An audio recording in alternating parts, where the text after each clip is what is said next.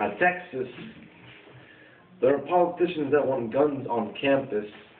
Put a bullet into our pockets and call us safe. What do you think? In a world where school shootings stem up from empty barrel gardens, should we water the pot with gunpowder and gasoline and pray nobody lights a match? You can wrap the Second Amendment around our textbooks and call us bulletproof if you want to, but what's the use in putting every eligible finger in front of a trigger when we can't even handle one loose cannon? And Virginia Tech still closes their eyes every time they hear a boom. Do you really want to find out if we bleed orange?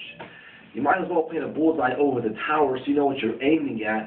I'd rather prevent fear than invent more ways to feel it.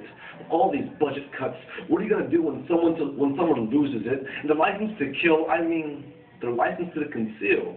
Has the university seal stamped on top of it? Tombstones ain't cheap.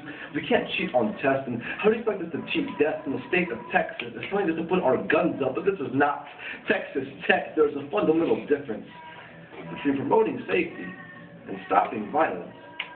On the 6th floor of the Perry Castaneda Library, 21 guns saluted Colton Tooley back into his mother's arms, and you feel the bullet get a piece of you too. Do you really want our campus turned to a dead zone where students shape-shift into zombies and stale skeletons shoot up every time a gun goes off? My God, how high caliber of a campus do you want?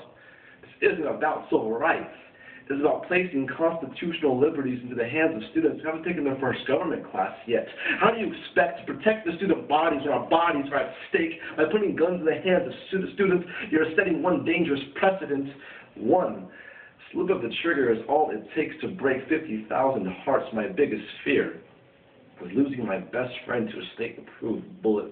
What would you do if it was you who had to break the news to that mother or that father that when they speak of their child, their baby from now on will have to be in the past tense? If this bill is passed, you are A-okaying the past to recreate itself.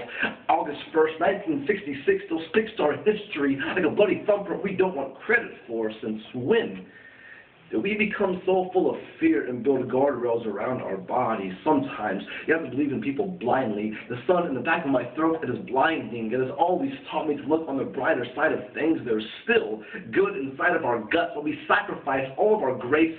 We replace our faith with firearms. What starts here changes the world. But you can't see the world clearly when you're looking through a crosshair. When you cross-pollinate fear and panic with a thumbs-up trigger, you give the go-ahead to those who resolve their problems with more chaos. Wait. Since when the solution became the same thing as the contradictions, it's a conflict of interest, not with our best interests at heart. The only problem needs fixing is finding those people who have run out of reasons to resolve their problems peacefully and peacefully. Point them in the right direction without pointing fingers or putting blame on anyone else's shoulders. By wearing burnt orange, we all share the same burden. Me and you and you and you.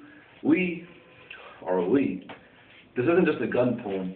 This is a people poem. Don't forget to believe in each other the way we believe in sunsets and friendship and first kisses, because without pieces, wholes are useless. Without peace, morals are useless. Until then, rest in peace to my peaceful state of mind. And to the 82nd legislator, the bullseye of Texas is upon you. Boom.